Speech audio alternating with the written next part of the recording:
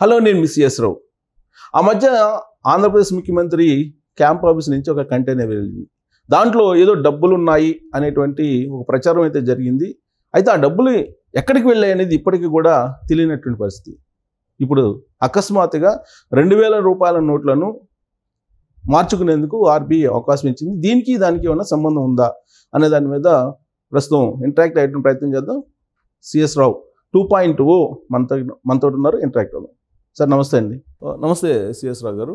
Sir, ఆ మధ్యకాలంలో కంటైనర్లు క్యాంప్ ఆఫీస్లో కనిపించినాయి. ఆ క్యాంప్ ఆఫీస్ దగ్గర కనిపించినటువంటి కంటైనర్లో డబ్బు కట్లు ఉన్నాయని చెప్పి విపక్షాలన్నీ కూడా చెప్పాయి. ఆ తర్వాత అవి ఏమైనాయో తెలియలేదు. ఇప్పుడు ఆర్బీఐ మాత్రం తిరుమల తిరుపతి దేవస్థానానికి సంబంధించి డబ్బులు మార్చుకోవచ్చు అని పర్మిషన్ ఇచ్చింది. దీనికి ఏమన్నా లింక్ ఏమన్నా ఉంది సార్? కంటైనర్లలో అప్పుడు డబ్బు వెళ్ళింది అనేది ప్రచారం జరగడం నిజమే అది. కానీ ఆ కంటైనర్లలో ఎంత డబ్బు వెళ్ళింది, ఎక్కడి నుంచి వెళ్ళింది, ఎటువైపు వెళ్ళింది అనే దాని మీద చాలా కాలం పాటు చర్చ జరిగింది. సోషల్ మీడియా అయితే బాగా ఈ కంటైనర్ల వెంట పడింది. కానీ ఆ కంటైనర్లు వ్యవహారంలో ఇప్పటి వరకు అనుమానాలను అయితే ఎవరు తీర్చలేకపోయారు. పోలీసులు కొంతవరకు వాళ్ళు ఏదో స్టేట్మెంట్ ఇచ్చి దాంట్లో డిఫెన్స్కి సంబంధించినటువంటి ఆయుధాలు ఉన్నాయి, డిఫెన్స్ ఆయుధాలు అని చెప్పి ప్రకటించారు. కానీ అయినప్పటికీ అనుమానాలు అయితే తీరలేదు.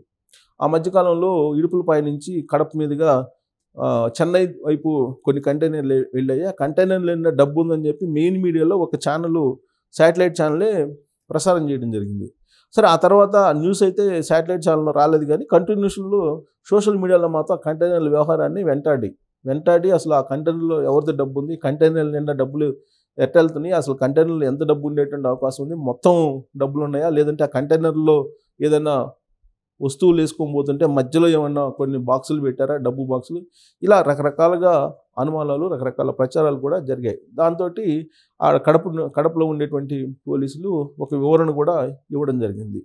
ఆ కంటైనర్లో డిఫెన్స్కి సంబంధించినటువంటి ఆయుధాలు వెళ్తున్నాయి కాబట్టి దాంట్లో ఎలాంటి డబ్బు లేదు, కేవలం ఆయుధాలు మాత్రమే. దానికి సంబంధించి మీకు వీడియోస్ చూపించాలంటే భద్రతకు సంబంధించినటువంటి అంశాలు కాబట్టి మేము ఆ వీడియోలు చూపించలేము అని చెప్పి వాళ్ళు చెప్పడం జరిగింది. దాంతో సోషల్ మీడియా కూడా ఆ ఇష్యూని వదిలిపెట్టేసింది.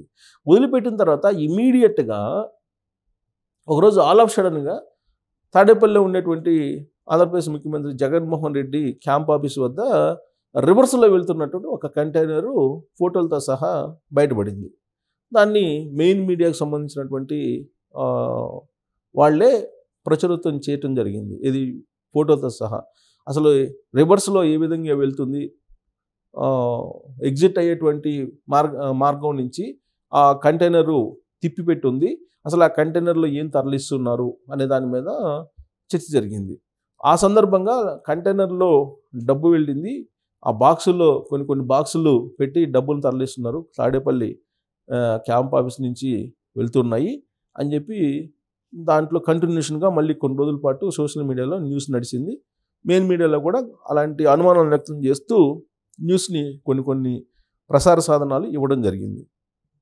అయితే ఇక్కడ ఆ సందర్భంగా జరిగినటువంటి ప్రచారం ఏంటంటే జగన్మోహన్ రెడ్డి సర్వేల ద్వారా ఓడిపోతున్నారని తెలుసుకున్నారు, అందుకే కీలకమైనటువంటి ఫైల్స్ని ఇడుపులపై పంపిస్తున్నారు, ఆ నుంచి బెంగళూరు పంపిస్తున్నారు.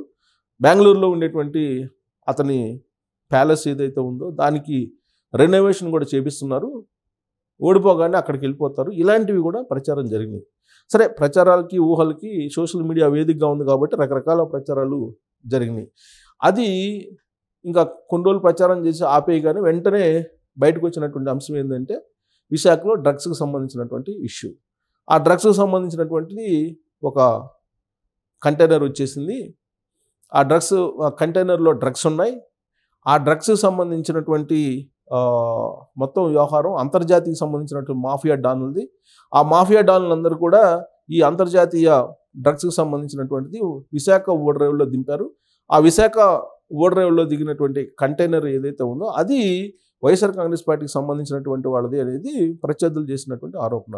ఆ రోజు జరిగినటువంటి అంశం ఏంటి, సిబిఐకి సంబంధించినటువంటి అధికారులు ఇమీడియట్గా ఆ కంటైనర్ సంబంధించి సీజ్ చేయడానికో లేదంటే పరిశీలించడానికో వచ్చారు. వచ్చినటువంటి క్రమంలో ఆంధ్రప్రదేశ్లో ఉండేటువంటి పోలీసులు ఎవరైతే ఉన్నారో వాళ్ళు ఇమీడియట్గా అక్కడ రావటం, సిబిఐకి సంబంధించినటువంటి ఒక దర్యాప్తుని అడ్డుకునేటువంటి ప్రయత్నం ఇవన్నీ కూడా జరిగాయి. దీంతో ఖచ్చితంగా దీని వెనుక వైఎస్ఆర్ కాంగ్రెస్ పార్టీకి సంబంధించినటువంటి వాళ్ళు ఉండి ఉంటారు అనేది తెలుగుదేశం పార్టీ వాళ్ళు చేసినటువంటి ఒక ప్రధానమైనటువంటి ఆరోపణ.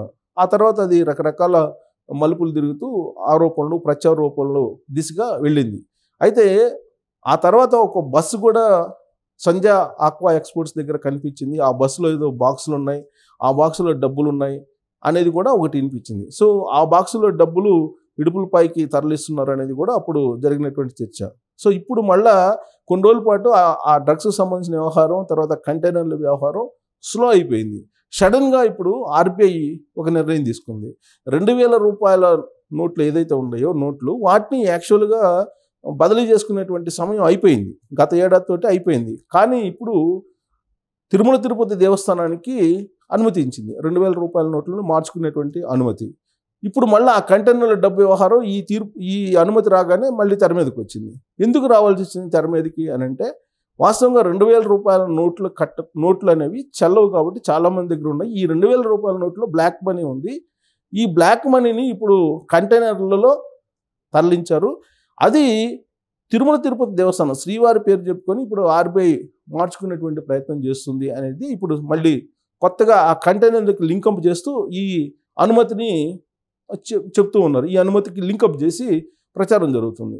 సో కాబట్టి బ్లాక్ మనీ అనేది 2000 రూపాయల నోట్లో ఉందనేది అప్పట్లోనే కేంద్రం గ్రహించింది. అందుకే 2000 రూపాయల నోట్లను ముద్రించడం కూడా మానుకుంది అఫీషియల్గా.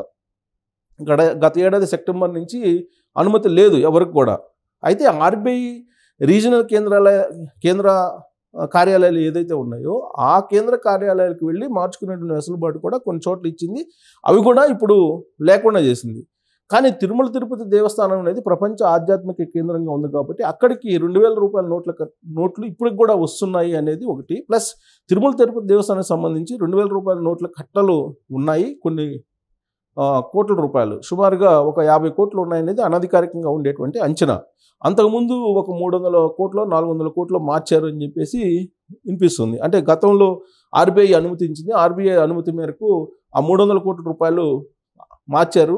2000 రూపాయల నోట్లు మార్చి దానికి బదులుగా అంతే మొత్తాన్ని మళ్ళీ వెనక్కి తీసుకున్నారనేది తెలిసింది అందరికీ. అయితే ఇప్పుడు మళ్ళీ తాజాగా తిరుమల తిరుపతి దేవస్థానం హుండీలకి 2000 రూపాయల నోట్లు వచ్చినాయి. 2000 రూపాయల నోట్లు 50 కోట్ల రూపాయలు పైగా ఉన్నాయి. ఈ 50 కోట్ల రూపాయలు సుమారుగా 50-100 కోట్ల రూపాయలు ఉన్నాయి. అవి మార్చుకోవడానికి మాకు అనుమతి ఇవ్వండి అని చెప్పి తిరుమల తిరుపతి దేవస్థానానికి సంబంధించి చైర్మన్గా ఉన్నప్పుడు వైవి సుబ్బారెడ్డి అప్పట్లో ఒక లేఖ ఆర్బీఐకి రాస్తే తొలి రోజుల్లో ఆర్బీఐ తిరస్కరించింది. ఆర్బీఐ తిరస్కరించి ఎట్టగలుగు దాన్ని పరిశీలించిన తర్వాత మళ్ళీ దానికి అనుమతినిస్తూ తాజాగా నిర్ణయం తీసుకుంది. అయితే ఇప్పుడు ఈ నిర్ణయం ఎప్పుడైతే వెలువడగానే ఆ 2000 రూపాయల నోట్ల కట్టలు కంటైనర్లలో వచ్చాయి. ఆ కంటైనర్లో వచ్చినటువంటి 2000 రూపాయల నోట్ల కట్టలను మార్చుకునేటువంటి ప్రయత్నం చేస్తున్నారు ఎన్నికల సందర్భంగా. అది కూడా శ్రీవారి రూపంలో, శ్రీవారి హుండీలో వచ్చినటువంటి నగదు రూపంలో మార్చుకోబోతున్నారు అనేటువంటిది ఇంకొక ఊహాగానం బయలుదేరింది ఇప్పుడు. సో దీనికి వాస్తవంగా కంటైనర్ల వ్యవహారం దాని కంటిన్యూషన్ కనుక చూస్తే దాదాపుగా 5-6 నెలల నుంచి ఈ కంటైనర్ల న్యూస్ రావటం, మళ్ళీ అది స్తబ్దుగా పోవటం, ఆ తర్వాత మళ్ళీ ఏదో ఎపిసోడ్ రావటం, ఆ కంటైనర్లు లింకప్ కావటం, మళ్ళీ దాన్ని మర్చిపోవడం, మళ్ళీ ఇంకొక సంఘటన రావటం, దానికి మళ్ళీ లింకప్ చేయటం, ఈ కంటైనర్లు ఇలా సాగుతూ వస్తుంది. ఇప్పుడు ఆర్బీఐ అనుమతించింది తాజాగా అని చెప్పి ప్రత్యేకమైన అనుమతిని తిరుమల తిరుపతి దేవస్థానం తీసుకొచ్చుకుంది. కాబట్టి తిరుమల తిరుపతి దేవస్థానం అకౌంట్ నుంచి 2000 రూపాయల నోట్లను ఇప్పుడు అధికారంలో ఉన్నటువంటి కొంతమంది మార్చుకునేటువంటి అవకాశం ఉంది, అందుకే అనుమతిని ప్రత్యేకంగా కోరారు అనేటువంటి విమర్శలు కూడా ఇప్పుడు వస్తున్నాయి. సో నిజంగానే తిరుమల తిరుపతి దేవస్థానం హుండీలోకి వచ్చినటువంటి 2000 రూపాయల నోట్లను మార్చుకునేటువంటి ప్రయత్నం చేస్తూ ఉన్నారా, లేదంటే ఎలాగూ తిరుమల తిరుపతి దేవస్థానం చైర్మన్గా ఇప్పుడు కరుణాకర్ రెడ్డి ఉన్నారు, అక్కడ ధర్మారెడ్డి ఉన్నారు ఈవోగా. ధర్మారెడ్డికి ఢిల్లీకి ఉన్న సంబంధం ఏందో మనందరికీ కూడా తెలుసు. ఆయన గురించి తెలియనటువంటి అంశమే లేదు, అందరికీ తెలిసిన అంశమే. కాబట్టి ఇప్పుడు బ్లాక్ మనీ రూపంలో ఉన్నటువంటి 2000 రూపాయల నోట్లను కొంతమంది వైఎస్ఆర్ కాంగ్రెస్ పార్టీకి సంబంధించినటువంటి వాళ్ళు వైట్గా మార్చుకోవడానికి ఇది ఉపయోగపడుతుందా అనేటువంటి ఒక చర్చ అయితే నడుస్తుంది. కానీ బ్లాక్ వైట్ కాదు, కానీ 2000 రూపాయల నోట్లు ఏదైతే ఉన్నాయో వాటిని మార్చుకోవడానికి వెసులుబాటు అయితే వచ్చింది. మరి దాన్ని ఏ విధంగా సద్వినియోగం చేసుకోబోతున్నారు వైఎస్ఆర్ కాంగ్రెస్ పార్టీ సంబంధించి కొంతమంది అనేటువంటిది మాత్రం చర్చ జరుగుతుంది. అలాంటి పరిస్థితి ఉందా అనేది కూడా ఒక అనుమానం కలగక మానదు అనేది చెప్పొచ్చు. Sir thank you very much అండి. Thank you sir. 2000 రూపాయల నోటికి అయితే పర్మిషన్ ఇచ్చింది ఆర్బీఐ. తిరుమల తిరుపతి దేవస్థానం మార్చుకుంటుంది. అయితే ఆ తిరుమల తిరుపతి దేవస్థానానికి సంబంధించి మొత్తం ప్రభుత్వ ఆధీనంలో ఉంది కాబట్టి కంటైనర్ డబ్బులు అటు నుంచి ఆర్బీఐకి వెళ్ళి ఉంటాయి అనేటువంటి అనుమానాలు అయితే ఉన్నాయి.